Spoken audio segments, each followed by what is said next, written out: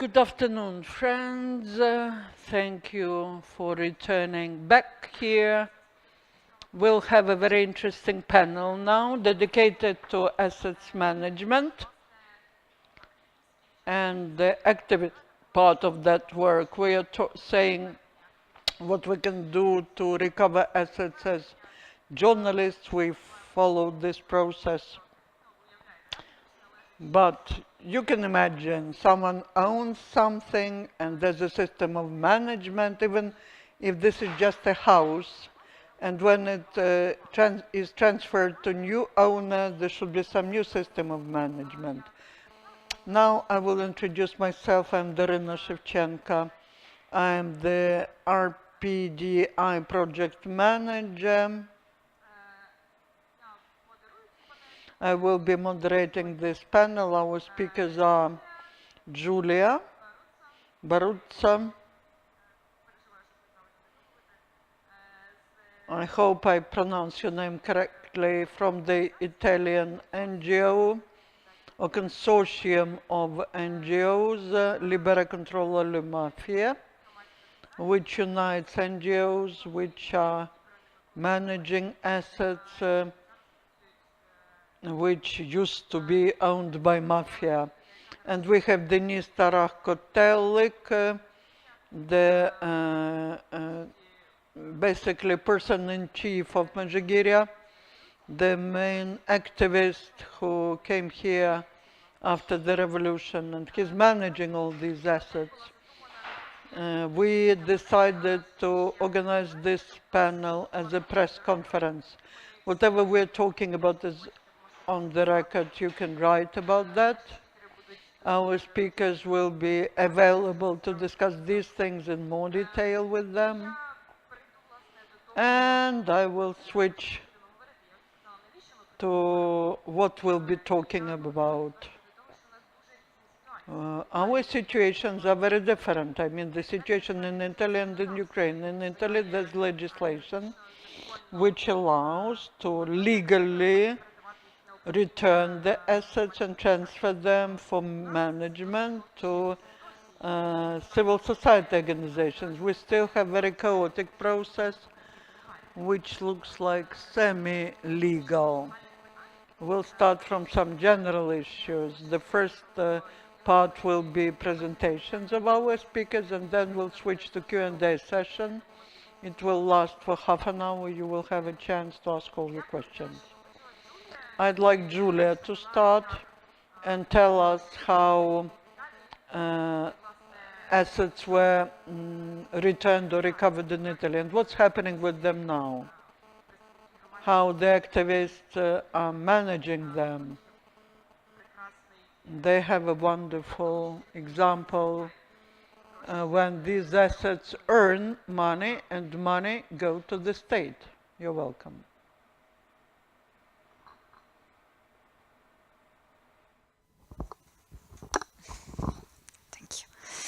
Thank you and good afternoon. I'm Giulia. I'm the coordinator of the European Network for Libera, Association Names and Numbers Against Mafias. This is an Italian NGO, and we were born in 1995 in Italy, like a network. So we are not only an association, but an association of association that include also schools, organization, and citizens, journalists, so a lot of type of persons in our network. And the issue was that in 1992 we have had two judges killed by mafias, by Sicilian mafias, Falcone and Borsellino. And they were part of the thousand victims, innocent victims of mafias. So one priest, Don Luigi Ciotti, a crazy priest, not a normal priest, has decided to say we can't only help the victims of drug trafficking or prostitutes, we have to prevent the action of organized crime and corruption. And how to prevent? We have to create an organization that can enter in schools, then can make memory of innocent victims, then can propose also new legislation about the millions and millions of confiscated money and assets in Italy. So for this reason, my presentation is about the social use of confiscated assets. It's one of our battles during these 20 years. And this is more or less the index. I don't know if I have many time, but these are some points that are very important to share with you.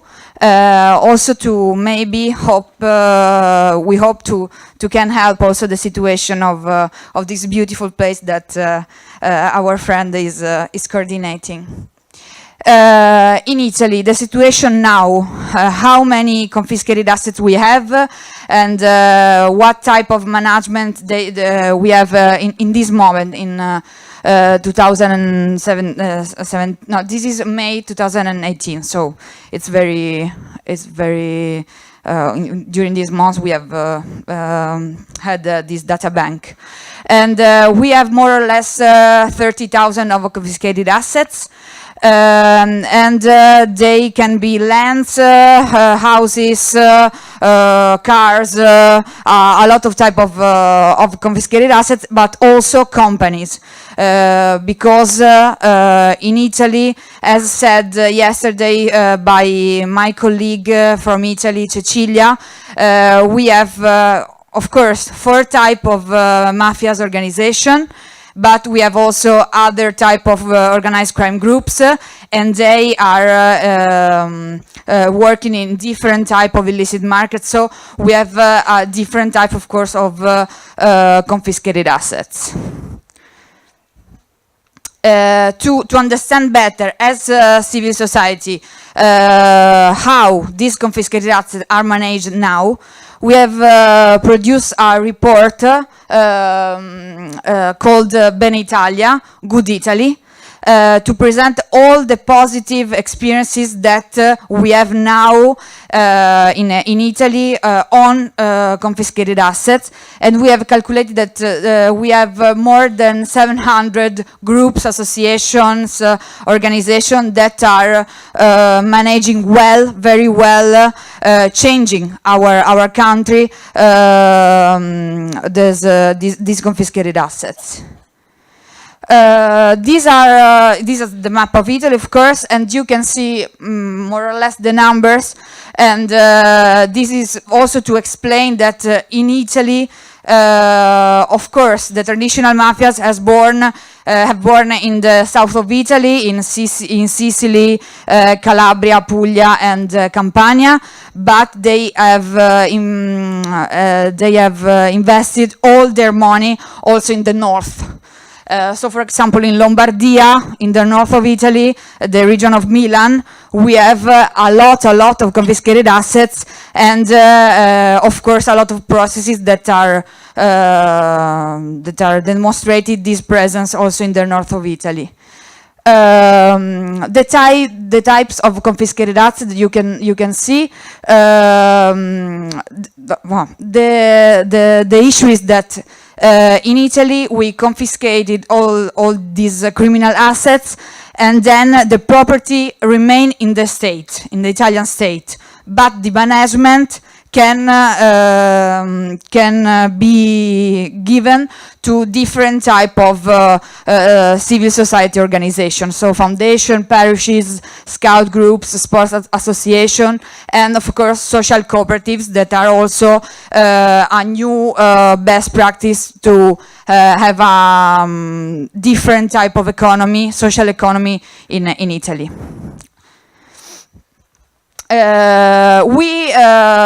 Nowadays we have also a view about how it works, if we have positive points or negative points by our experience. And you can see that the changing behavior of population in this area, in the areas where we have confiscated assets, has had a social impact. So when we have an experience on a confiscated asset, for example, of a social cooperative, we have seen that the population, the local population of this community has changed his behavior. So it's very important also for the communities for example, in the south of Italy. Then in the small and medium enterprises, we have also beautiful experiences of new inclusion of youth, needs, disadvantaged people in new businesses. So it's a good experience also for the social inclusion.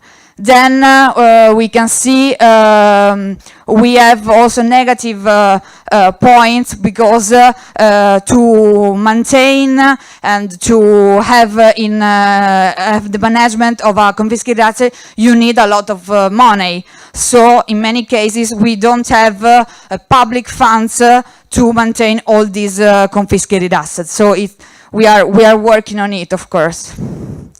Oh, with this a good image, like Dennis, we have good guys that are working on confiscated assets, and many times a confiscated asset is dedicated to an innocent victim of mafia. This is the connection, the most important connection for us, for Libera, from the memory of victims, innocent victims, to the commitment. So in these experiences, social experiences, we remember every day also all the people that have murdered by criminal groups. This is the sister of Libera, Libera Terra, Libera Land, and it's independent, and it's a consortium, the most important economical experience on confiscated assets, because it includes 9 social cooperatives in confiscated lands, and these, you can see more or less, are all the products that we are producing on confiscated lands. So, for example, tomato, oil, pasta, biscuits, and a lot of organic products that can be buy now in a lot of supermarkets in all the Italian country. So it's the demonstration that if you have the possibility to give these confiscated assets to the civil society, to social cooperative of local people, so the people that hadn't a work now has the possibility to remain in their community and to have the opportunity to change their territory, their damaged territories. This is a good picture about the social inclusion also of migrants in this type of projects with the tomatoes activities. And this is the second point, more boring but very useful also for you maybe. The Italian legislation. We have a long history about mafias, but also we have had the possibility to introduce the mafia type association crime. And this is a fundamental instrument to fight against organized crime based on the confiscation of all these criminal assets. So we are convinced that jail is a good instrument to fight against organized crime and mafias, but if you can take all these criminal assets to the bosses of mafious bosses, criminal bosses, this is the economical instrument that you can use also to change the view of people, of citizens, and to create a new opportunity also at the economical level. And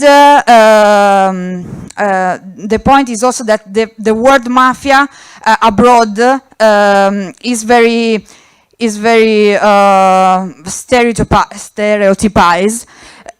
stereotype, sorry.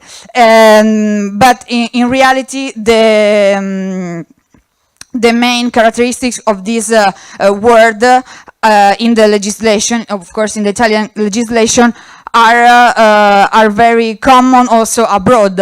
So to be a mafia type association, you have to be a group of more than 3 people, and you have the presence of the intermediary power of the bond of association and the condition of subjection and of omerta, of course. If you can think about other criminal groups abroad that are defining at legal level only organized crime, you can see that these 2 points are very common also in other organized crime groups. But of course, abroad, the legislation about organized crime is very different from the Italian legislation. And for this issue, for this cause, also Italian mafia groups are investing millions and millions of euros around the world, because only in Italy they have this type of hard work against this legislation. Then the most important law for us, for the civil society, for citizens, is the 109 of 1996, and this is a battle of the civil society. It's not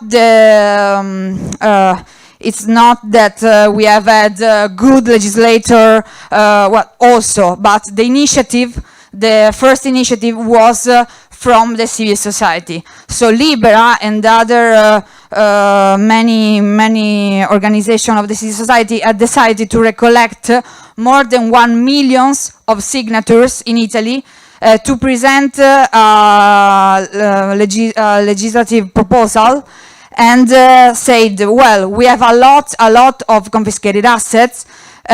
We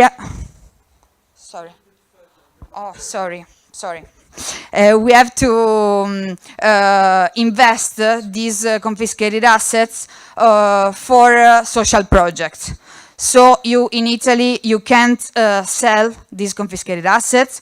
Can be an option, but after the first step, that is try to use these confiscated assets for civil society. And this is not only to help civil society, but it's to create new opportunities of welfare. So it's also a new strategy to help the Italian state to have other new services, social services for the citizens.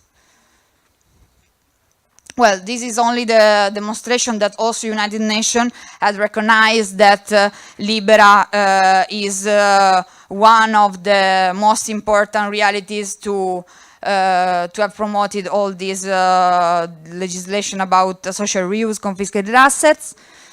And then this is the creation of the agency, the national agency. You have a national agency called ARMA, of course, and we have a national agency from 2010.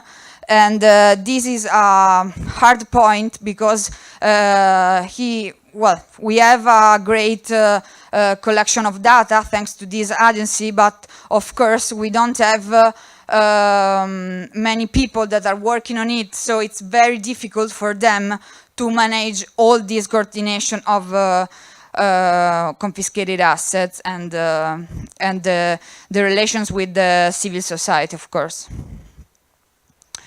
This is another instrument created to fight directly on criminal assets. So if we have a criminal boss, or we think to have a criminal boss, we can have the penal level of this process, and at the same time we can begin another civil process to demonstrate that all his assets hasn't a legal origin.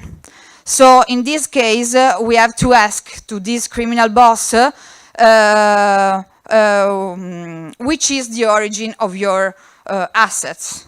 If he can't demonstrate this origin, so if he can't have the legal burden of proof, we can confiscate all these assets, and so even if he has a criminal, no, if he hasn't the mafia type association crime at the end, we can confiscate all these assets at the same time, because he hasn't demonstrated the origin of all his assets. The Anti-Mafia Code is the new legislation, as said yesterday by Cecilia. This is a new instrument of the last year, and also this new reform has been promoted by the civil society. As you can see, we have Libera and trade unions, national association that have promoted the change of this legislation, because we know the importance to involve the civil society on this great issue, for both for the Italian state but also for the citizens. And some of the changes that we have now, we can confiscate it also for corruption crimes. So this is the first time, and it's a great issue in Italy, that we can said also to corrupted people, we can take all your money and all your assets.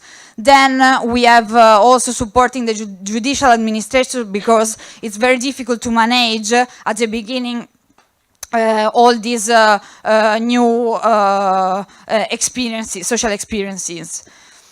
I go faster. And well, the most important of these are also the creation of specialized section within courts. So in these courts where we have the mafia crime processes, we have also civil society groups that are just working to think about the future of these criminal assets. So the involvement of civil society is daily. And in Europe, sorry.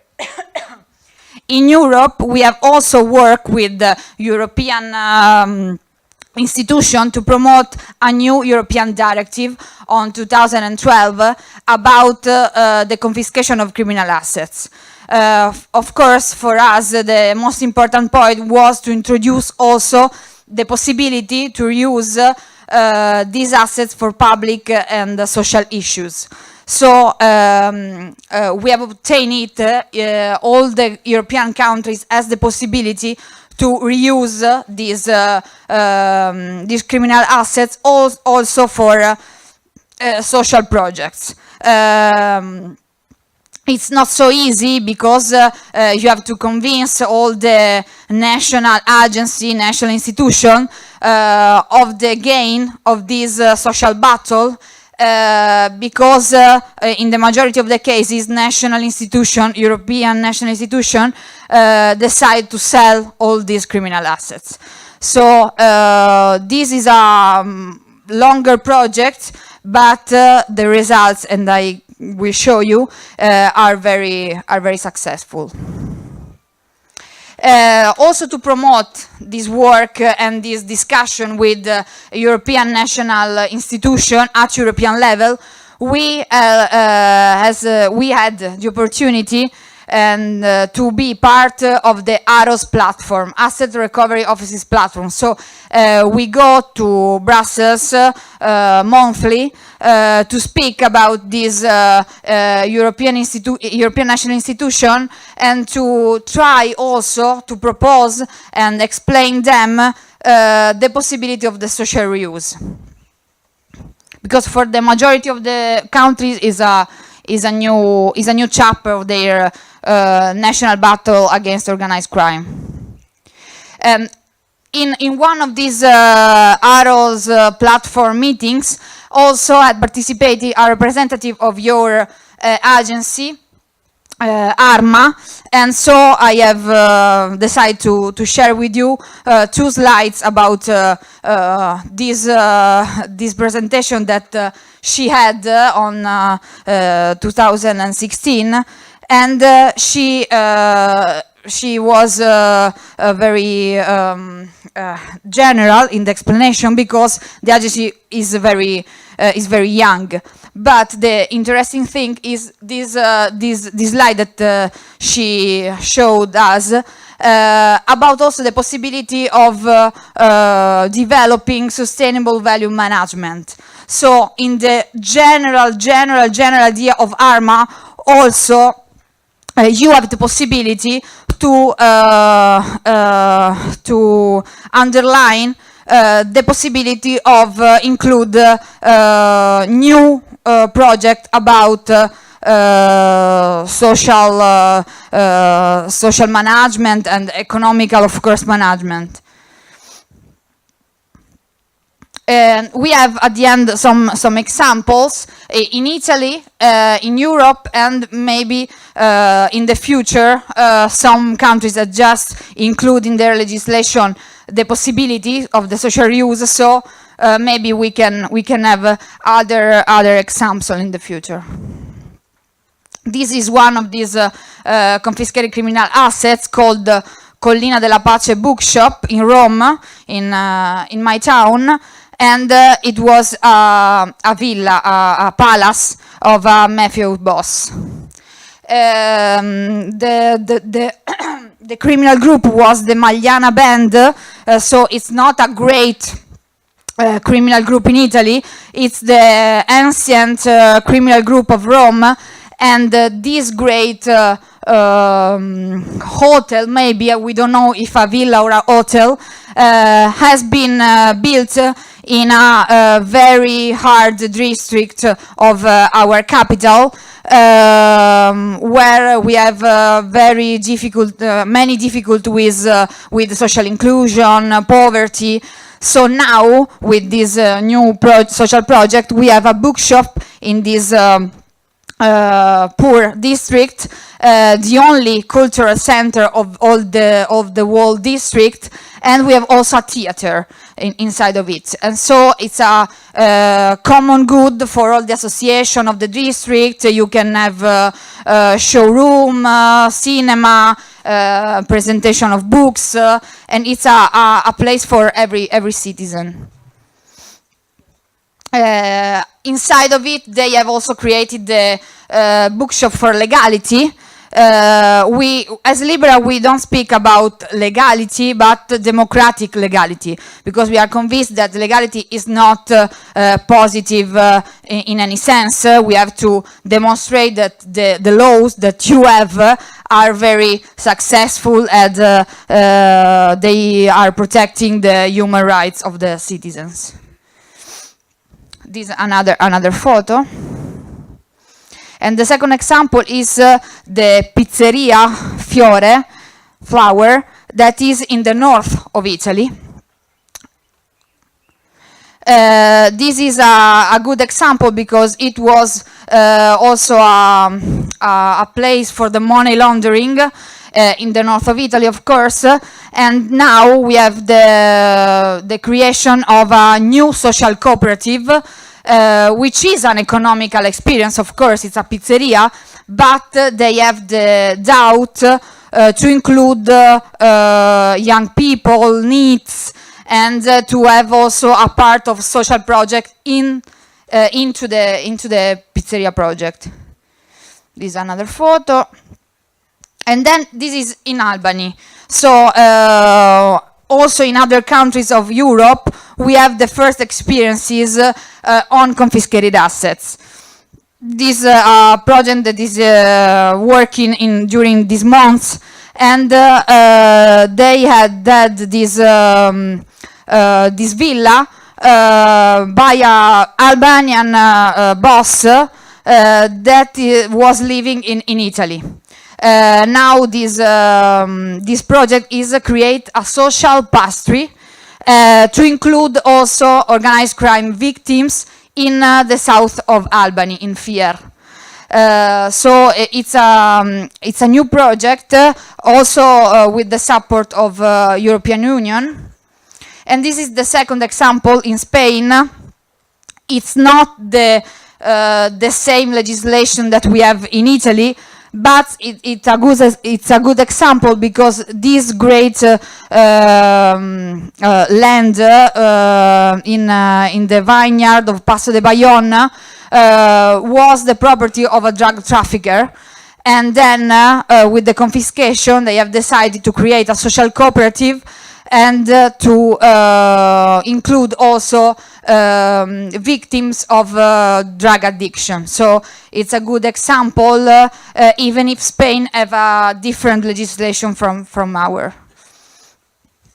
Well, this is the result of a great report that we have had, the Totally Legal Economy report in 2015, and we have conclusion that there is a clear need to consider the advantages in allowing assets confiscated from criminal organization to be used for civil society and in particular for social purposes in Europe. With some example like Passo de Bayonne and the Albanian case. And thank you very much for your attention. Thank you.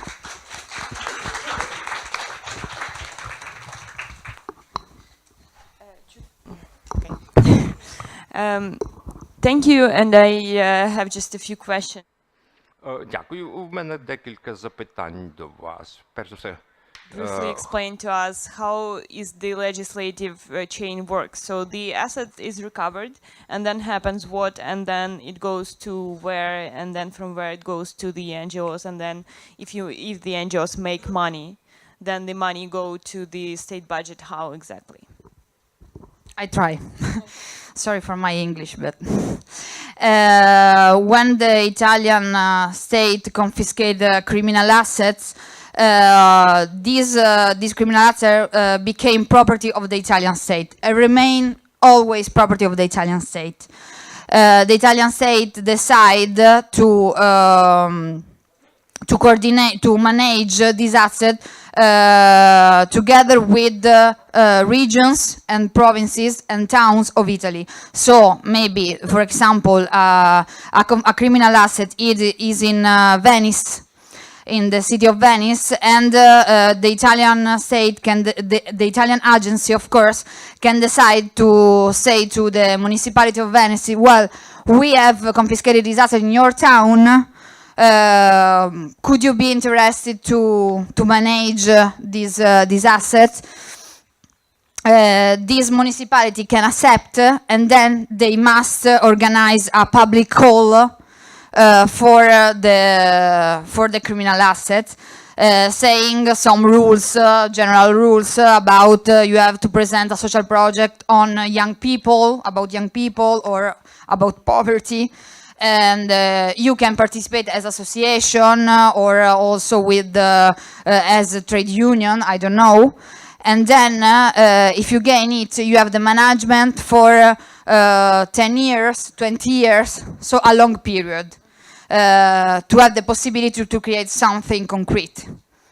And the point is that in this way, you have the responsibility for a long period of these criminal assets, but the property is not yours. So you have the knowledge that these assets is a common good.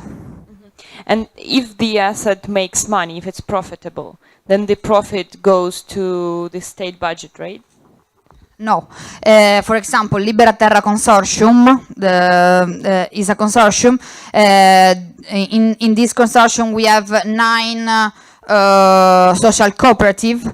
The social cooperative gain their profits, but they have to respect some rules of social inclusion, social projects, destinate some gains for educational project in schools. It depends of but the profits are of the social cooperative. For this reason, they are also an economical instrument for a lot of people.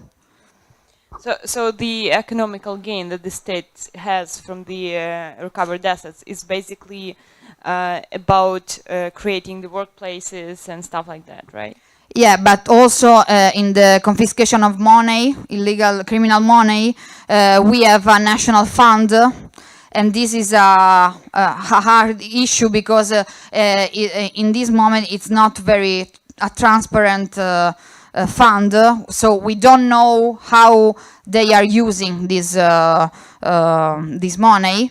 But they can use for I don't know, police workers, for buying new cars for the army, I don't know, or for schools, for example, for hospitals. This is the, and we have also some criminal assets that are used directly to the state. So, for example, we can decide that in this villa we create a new school. Okay, so I have one last question to you, and then we are moving on to Mezhyhirya and our situation, which is unfortunately much less optimistic than yours. Let's say that. So my question is, it seems from your presentation that the civil society did like the biggest part of the job here by changing the legislation and then by introducing it, by following it, following all the processes. So what would be your advice to the Ukrainian civil society to start from where, and to maybe to create some kind of a union of the NGOs ready to manage it, something? Yeah, you have just said something.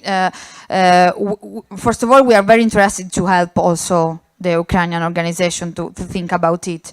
The issue can be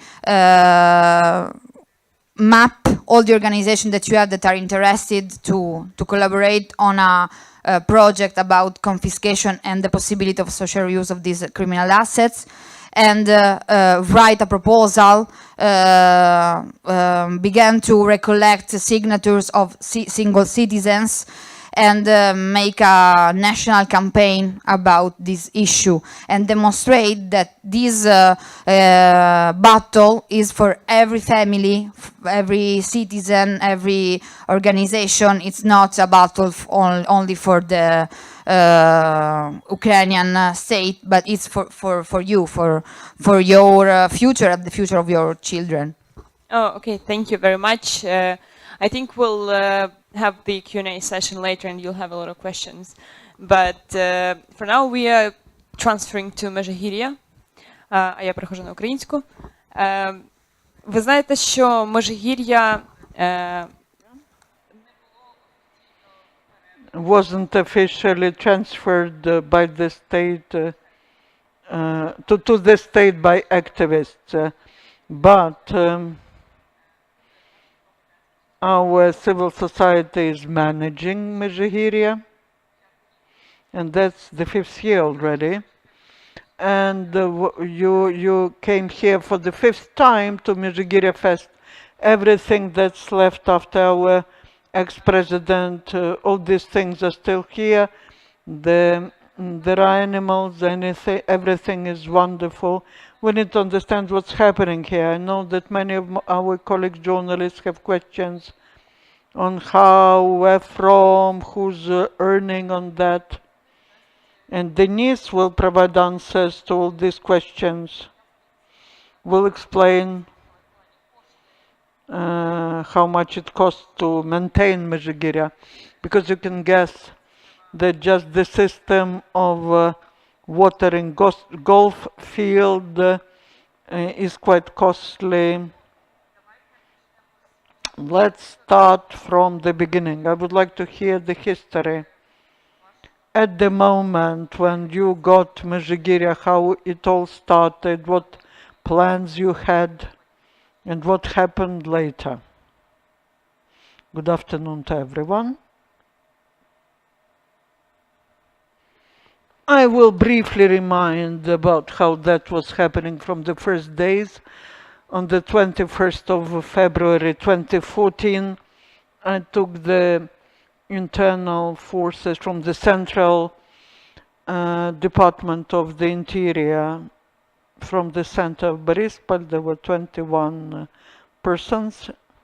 After that I thought, okay, after Maidan 1, I will go to the family. Finally, I'll stay with my wife. I call the brother. He says, Sama Barona said about Mezhyhirya.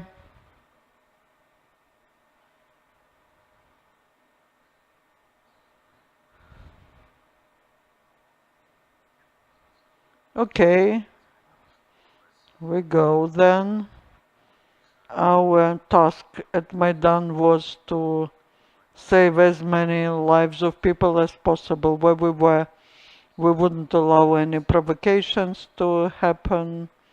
We were taking care of the safety. We were not part of any organizations, neither state-owned nor the organizations organized at Maidan. We arrived on the 22nd of February on 2014 at 10 o'clock in the morning to the central entrance where most of you arrived.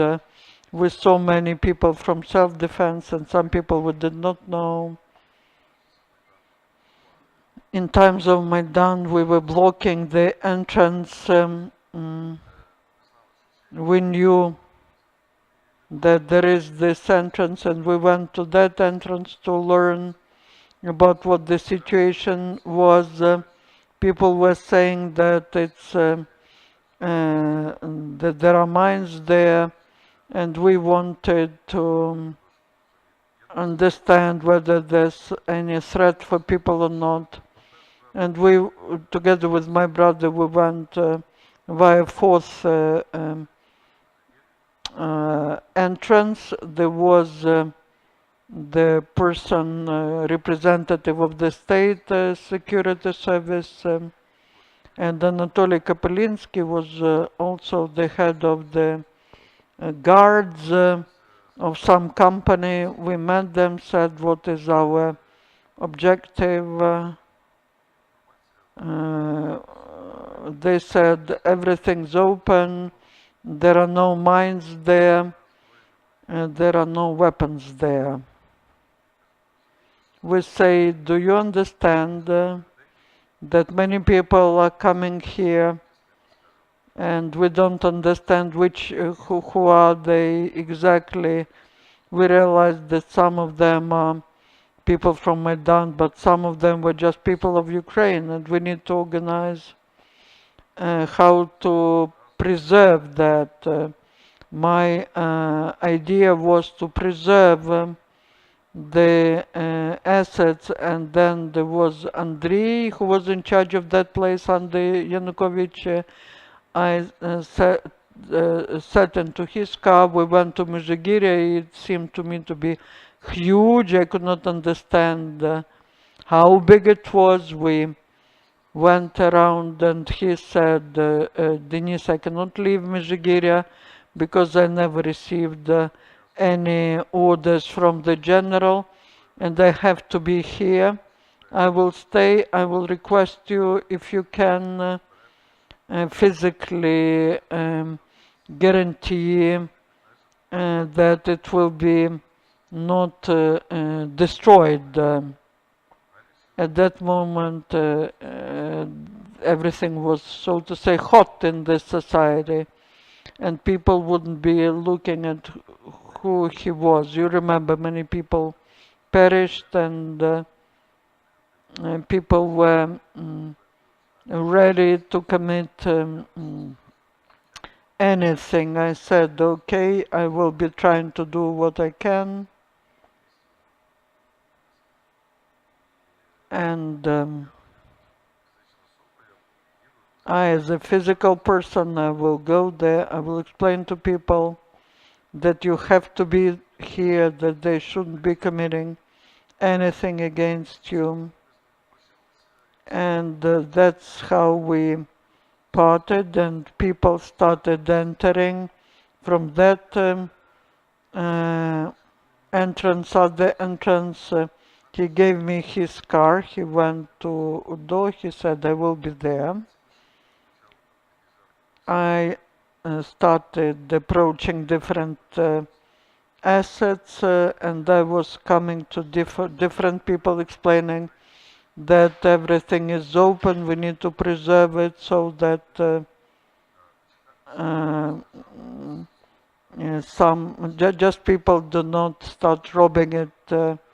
And we believe that the military or the MPs should come here. They could have entered and put some and not allow people, just anyone, enter this. And we organized it.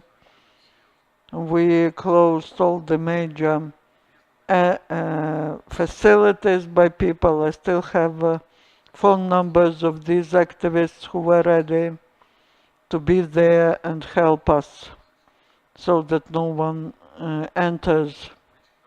And we were waiting for the evening. There was nowhere to call, no presidential administration. Maidan basically had nothing to do with this mention. And we believe that if the military or members of parliament should come and they would say thank you to everyone, you are free, but this has never happened till now, basically. The night came, some of activists went home, those who were ready to be here in daytime. Some of them were still here till the morning. And then different situations started developing. I can talk about that days and nights. You have never seen that in films even. What was happening here, like in a movie, when the authorities are changing. And there were so many weapons. People came, not people from Maidan, but some others who were in helmets, organized groups, all equipped. They had weapons of non-Ukrainian produce, but there was only one objective: to avoid any type of killings. Some people wanted to preserve it, some people wanted to rob. And we needed to do it so that people do not suffer. Because I believe the most important in our life is the life of a person. You can sacrifice anything to preserve the life of people. That was first task. The second task that I had, and some activists supported me in that, some journalists, and Darina remembers that very well. They all saw it, how this was all happening. And the second task was when people entered there, I could understand that they will start taking out some things, and we organized how people can enter or leave this facility so that there are more people at the entrance, so that people cannot agree on bringing in or taking out anything. We managed to do that, and we managed to preserve all the real estate that is here.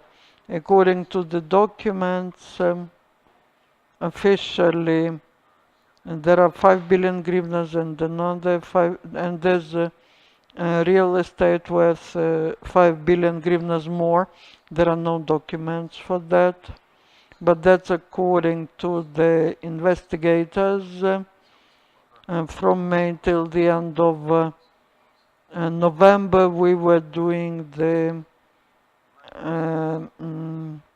inventory. We were making photographs And third thing, we were thinking about security of people. Why I say we?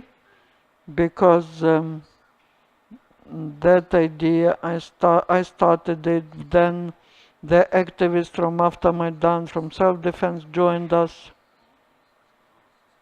and the society got involved, that there was an understanding that what I do has some support and some people are ready to support it and do something for that.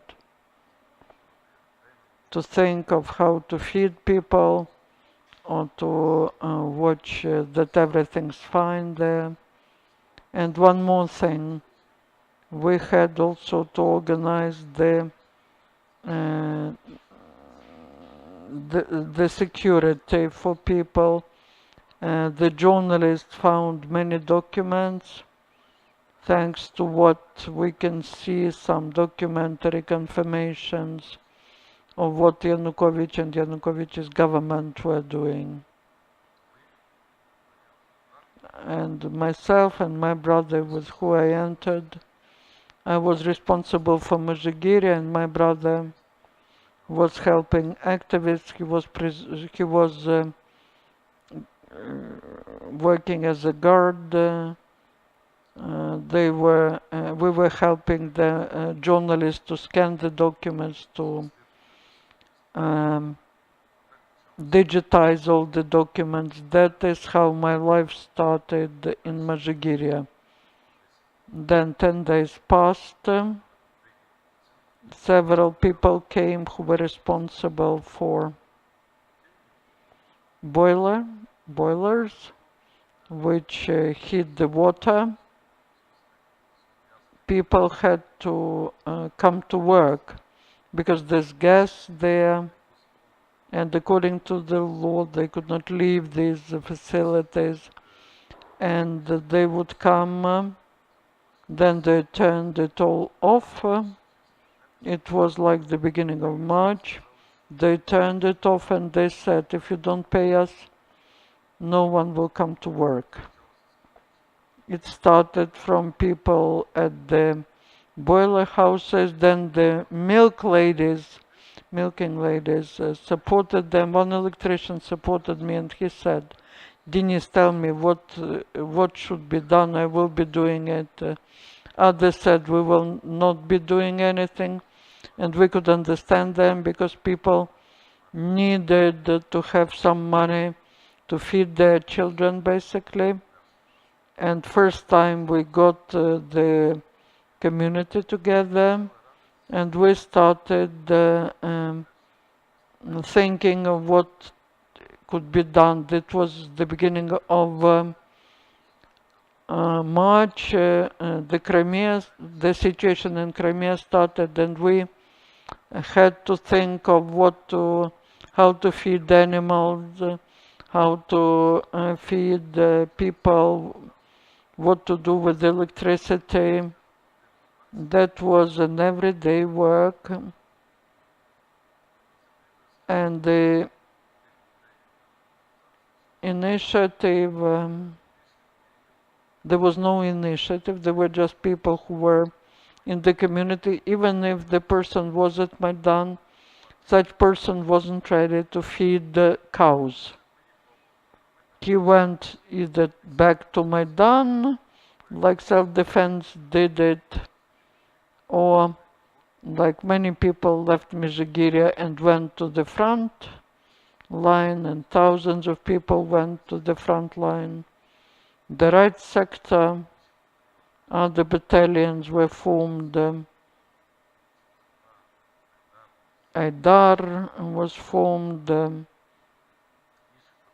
and others. And that was all happening simultaneously.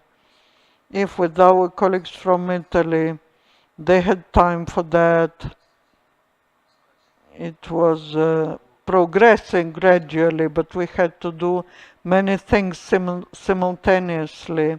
We didn't have much time to understand what people are thinking about. We were just resolving the problems. why I have to live in Mezhyhirya till now, because 24 hours a day something is happening here, and because we are not protected by the law, just in the end of the 17th, we received all the real estate, movable assets. We received certain status because people were not interested in what was happening in Mezhyhirya. They were coming to the park. Some people come to see how Yanukovych lived. They stand near Honka, and there's nothing similar to that in the world, and it costs just one Honka costs about $200 million. There are 20 tons of copper on the roof, and they're looking at this Honka and they ask, and where are these uh, pieces of tree? They're not interested in landscape. I will explain it to Julia. Янукович, коли він тут жив, він фактично показував тільки одну будівлю журналістам. Це були пеньки. У нього був такий типу невеличкий будинок, де він типу жив, але насправді це було не так, і він показував, як він скаче.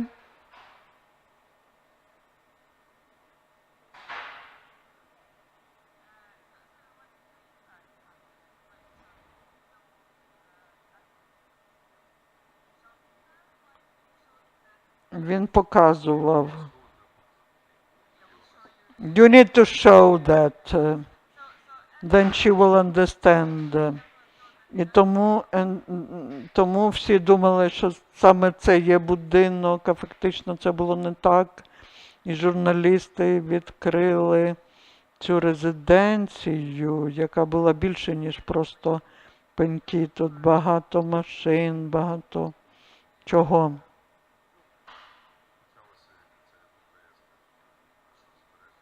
And then we started trying to preserve this real estate, and it was transformed into different social commitments. When there is a problem in the country, every person has to do everything he or she can in order to help others. And this way, back in 2014, we managed to stop movement of Russian forces with other terrorists. And then all these refugees started arriving. And there was a big problem of refugees here, where Mezhyhirya was like a territory of people, and the community decided that first we need to help refugees from Crimea. These were people from Crimea and Crimean Tatars. We gave them a place to live. After that, people from Lugansk and Donetsk came, and in June, July, we had approximately 130 people who we provided with the housing, and people are different with different situations. We had to see that everything's fine here, plus there were children. We needed to provide some food for them, but so you switch to another topic. What about milking women? We got together with the community. We decided that we need to put some letterbox, and about 50,000 would enter a day. We hope that out of that money, we put a money box, and we were collecting money. And we thought, okay, how many people, professionals we need? No one thought how to turn on the light of what to do in the canteen, because volunteers is great, but if they don't know how to cook, then they're just spoiling the products. And we decided that first we need to have 31 persons and pay salaries to them.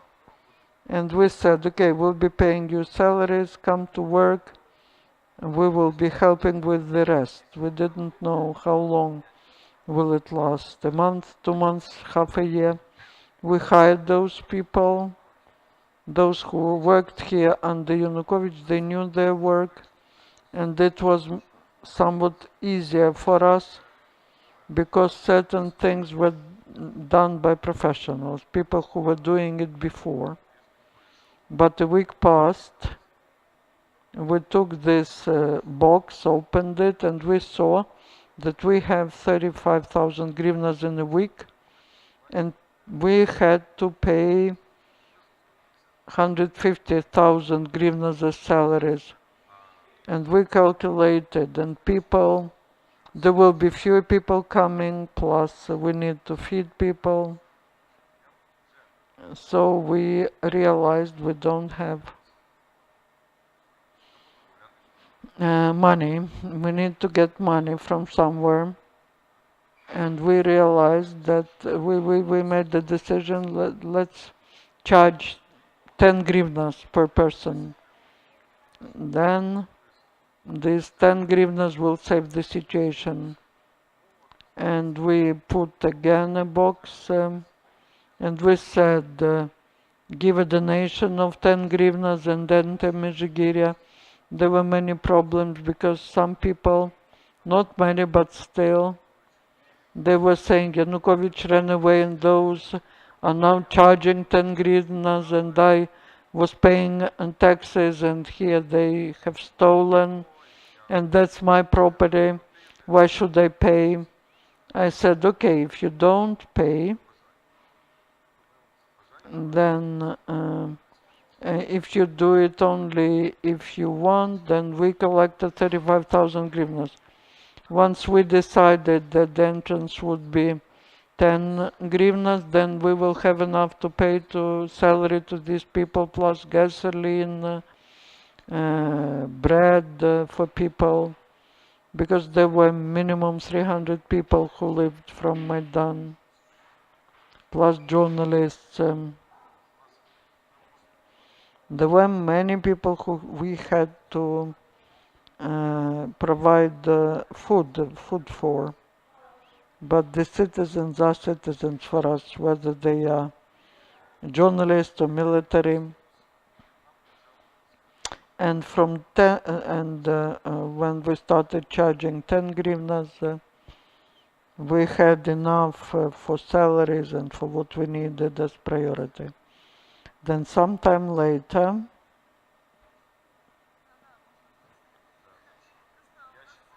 if I can talk about money for long,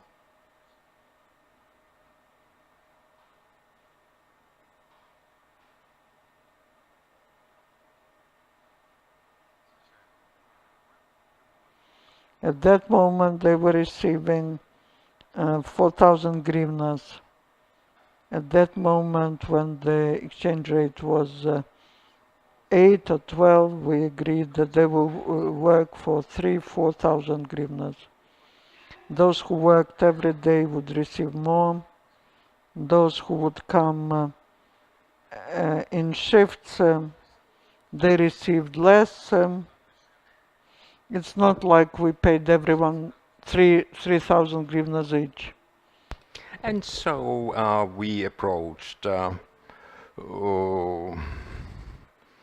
with the other standpoint. These were simple people from rural area, and they didn't have any job, but they couldn't find any other job, and therefore they were very glad that not only us, but even I personally, I may say, picked up that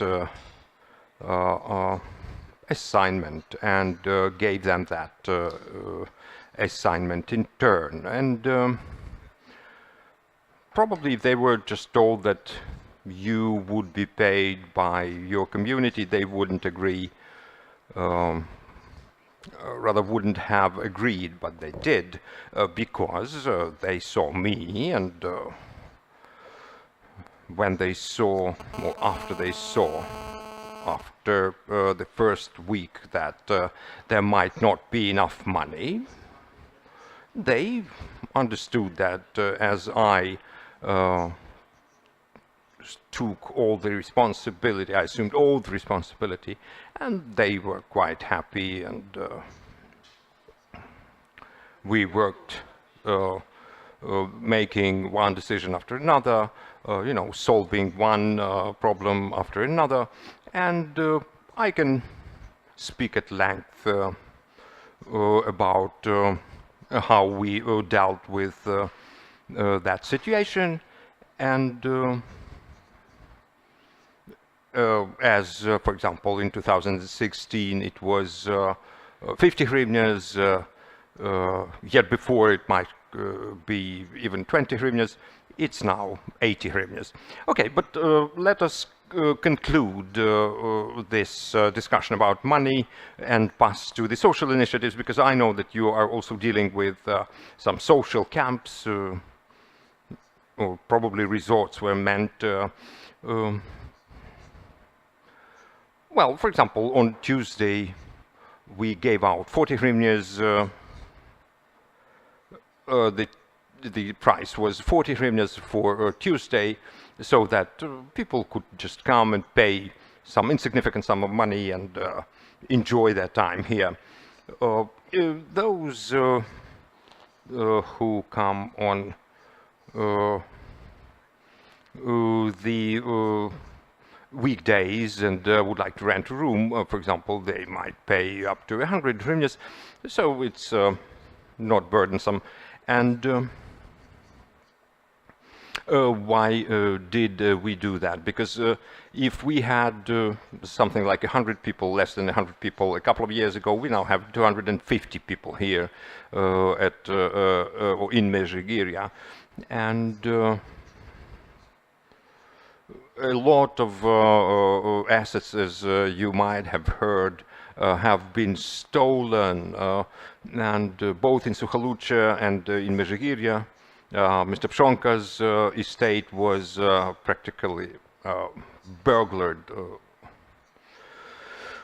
But at least we managed to make the investigators, probably police investigators, some investigators, to come and investigate and make, you know, take stock, so to say, of the properties that remained and the valuables that remained.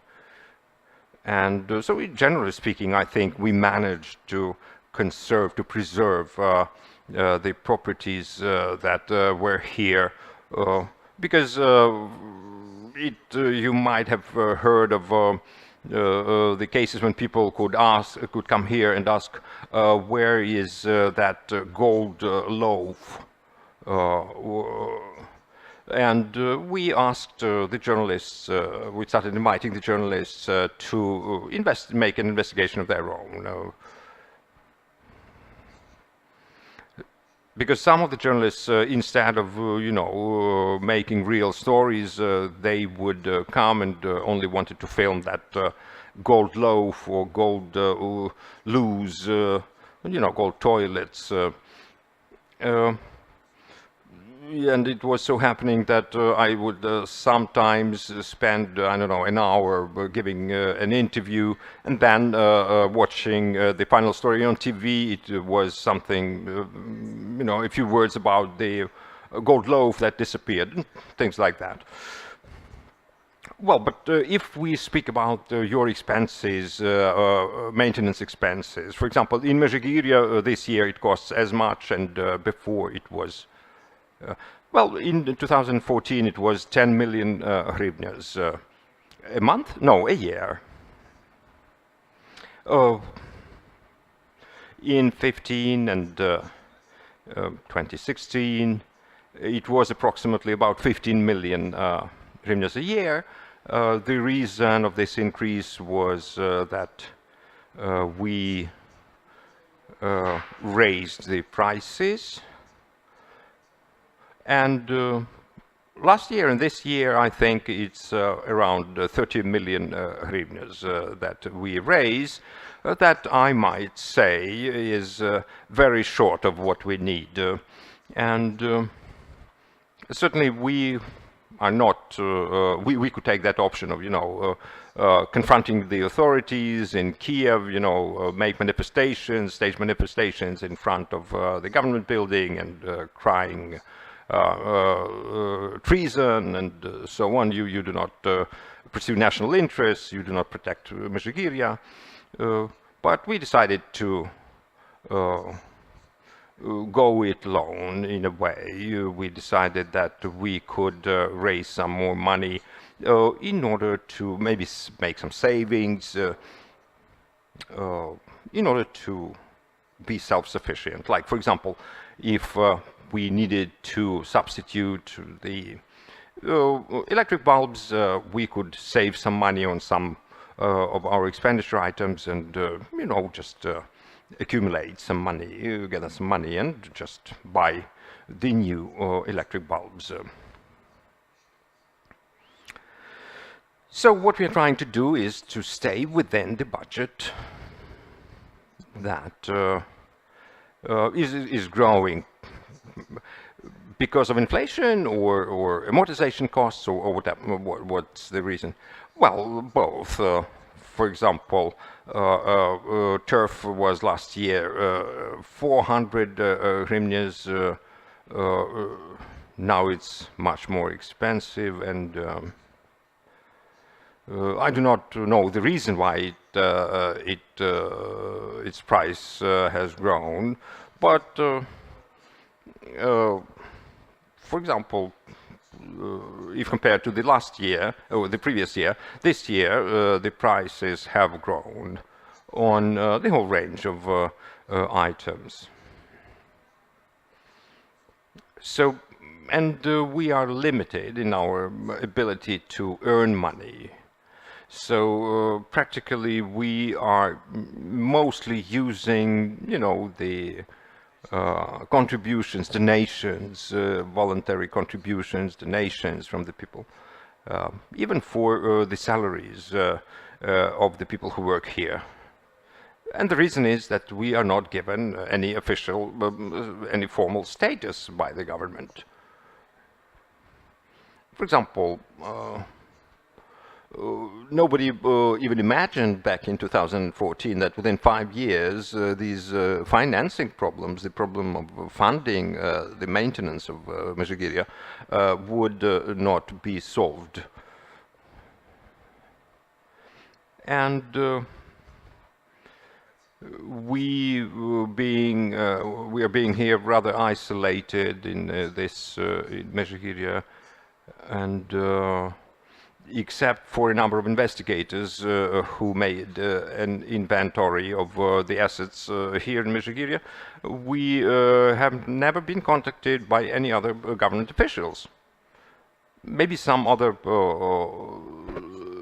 working level officials who sometimes, from time to time, deal with the maintenance, technical maintenance problems, but otherwise we do not have any high-level contacts from the government.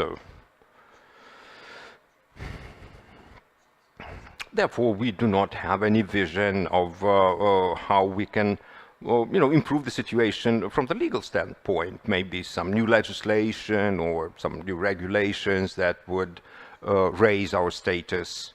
And,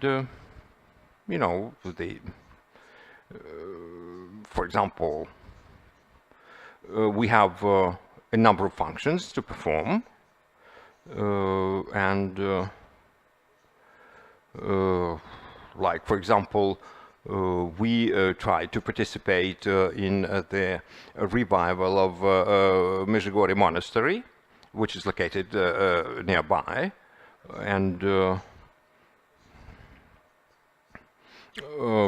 for example, the first references the first references to Mezhyhirya monastery date back to a period that is even earlier than Kievo-Pechersk monastery, a very famous monastery. And before Catherine the Great, for example, visited that monastery, it was reconstructed, because before that it had been destroyed, probably by during the Tatar invasion or something like that, some foreign invasion. And the Cossacks from Zaporozhye were donating money, had been donating money before that for the maintenance of the monastery, but then it was destroyed, and only before Catherine the Great's visit it was reconstructed. There was a period even when that monastery was directly subordinated and managed by the ecumenical patriarch in Constantinople. Probably before the Turkish occupation of Byzantium and Constantinople. And for example, we wanted to finance the installation of a cross, new cross, in the monastery premises.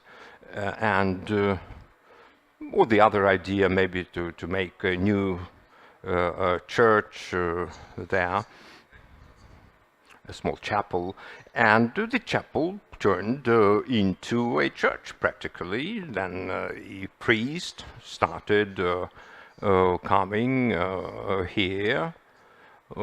Then a higher more of a high rank priest came from Vichy church, and Father Spiridon came here and started making masses here, conducting masses here regularly, and therefore there was that idea to collect some money, raise some money in order to construct a new church, and first chapel, then church, then the bell tower for it, and certainly we could not officially inform the government that we were going to spend some money on, constructing a chapel. Therefore, we had to count on, people's understanding, people's sympathy.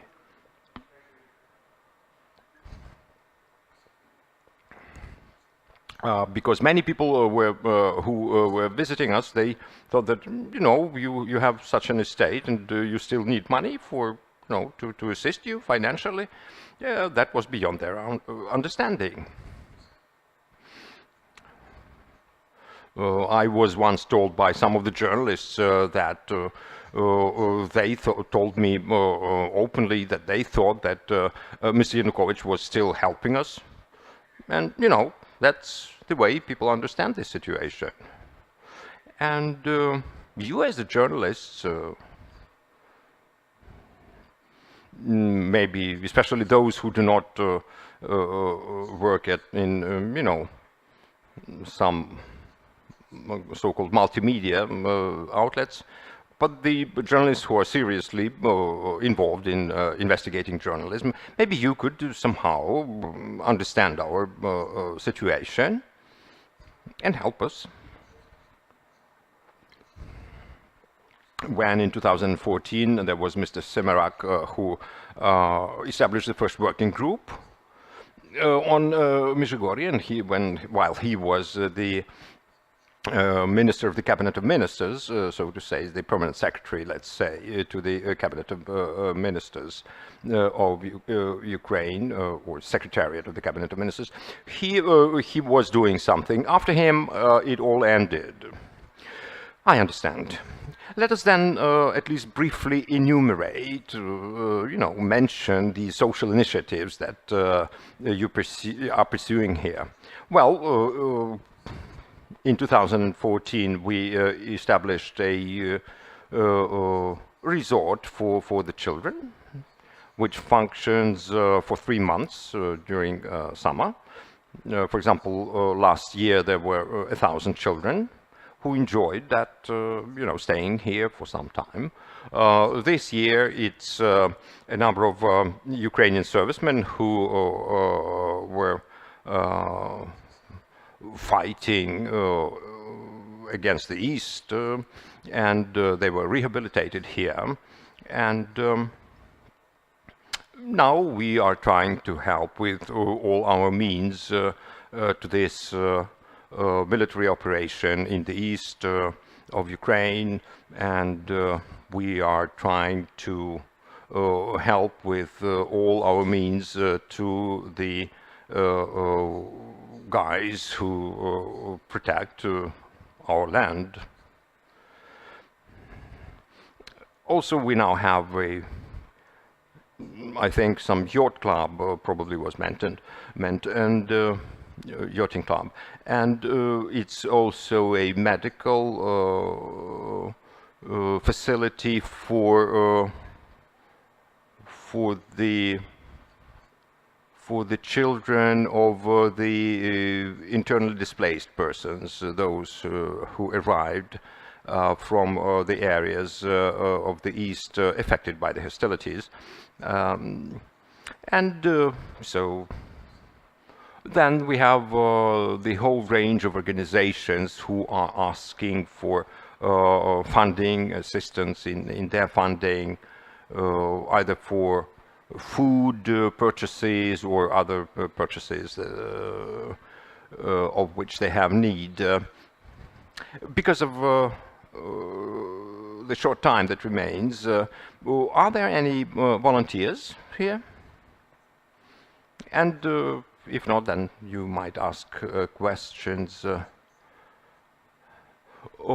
Can you tell us, at least approximately, the value, if I understood correctly, of all the metal railings and things like that that were artistically forged? I think it's craft work.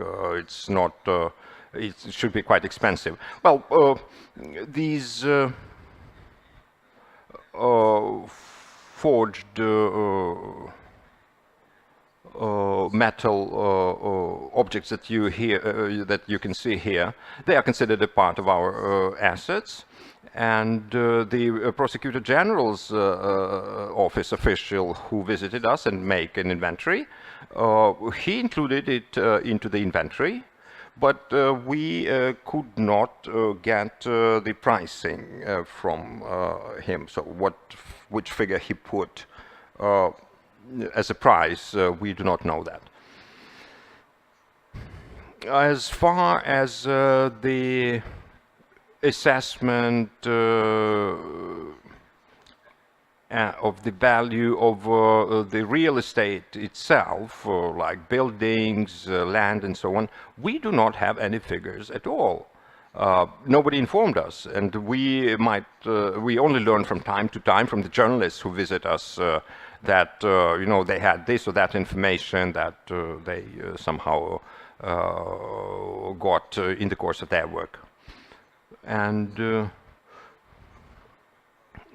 from some of the journalists, we also hear that about the ideas of the transfer of different pieces of real estate here at Mezhyhirya to different organizations. But formally, we have not been notified by anyone about any of those transfers. And the investigators only once informed us that the total price, the total value of the whole of Mezhyhirya with all the tangible assets here, including the land and so on and so forth, is about 5 billion hryvnias. But what part of it, what component of it was evaluated, how, we do not have this information. Therefore, we are trying to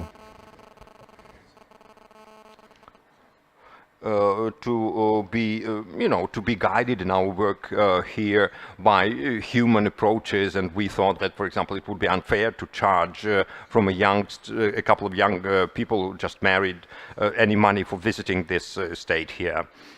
Maybe there's more, but I remember 108. And the third question was about laboratory. Laboratory, we managed to preserve it.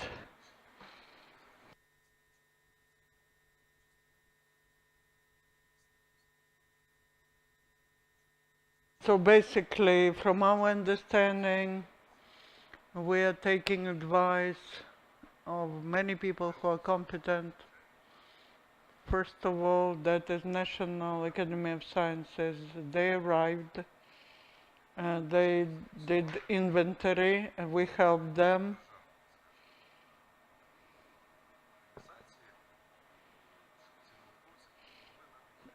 We basically needed the assistance of the Academy of Sciences because people were saying there's little equipment that they said, Denis, it's approximately $30 million there. There are 3 laboratories like that in Europe, one in Italy, one similar in Germany. There are 3 laboratories like that. We managed to preserve it, but for the 5th year, it's not working. It doesn't serve to our people. There's very expensive equipment there. It's maintained there. There's a laboratory worker there who's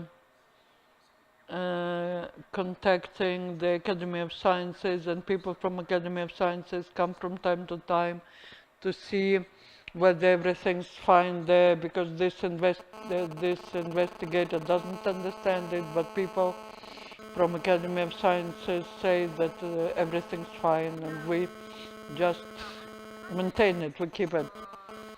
I can tell that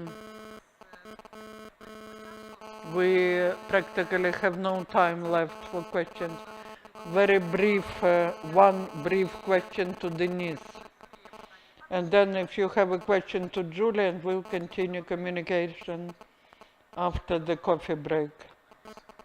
I'm here, you can come anytime. And our guest, who's so important, talking about experience, just listen to her. People have invented the bicycle a long time ago. You just need to ride it. But Ukrainians are saying there's a bicycle, but it doesn't want to ride. A question to you, Denis. People say when Yanukovych ran away, there were photographs in the internet that there were 3 crosses here with the birds crucified. Yes, there were. There were that some shamans came to this territory, did some black magic rituals. In this building, they say that Putin was here. That is what people love, but that's fake. We have the information that Patriarch Kirill, Lukashenko with son stayed here, and Nazarbayev stayed here. These are the confirmed facts. But we have some people who used to work here in times of Sherbitsky. They say that here where we are, that was a swimming pool. And Lazarenko, for example, was here. Okay. Do you have any questions to Julia? One question to Julia, and that's it. Please tell, how long does it take what is the time from the confiscation of the asset till it's transferred for management? Дякую за ваше запитання. Коротко. Довгий час потрібен для більшості активів. Це може бути 4-5 років. Але можете отримати такий соціальний проект напряму, без довгого процесу, тому що можете попросити цього гіпотетичного кримінального боса, чи він може показати походження цих активів. Ви можете конфіскувати це все і призначити це державі, передати державі. Є два шляхи, яким чином можна отримати конфіскацію. Okay, friends, we are finishing. We have next two parallel panels, two master classes, one on how to write complicated stories simply. We have a complicated topic, recovery of assets. It's important to understand how to tell about that. And the second one, how to read financial documents. The representative of Ernst & Young will be with us. He will tell about that. Down there will be about financial documents here and how we write complicated stories simply, no interval.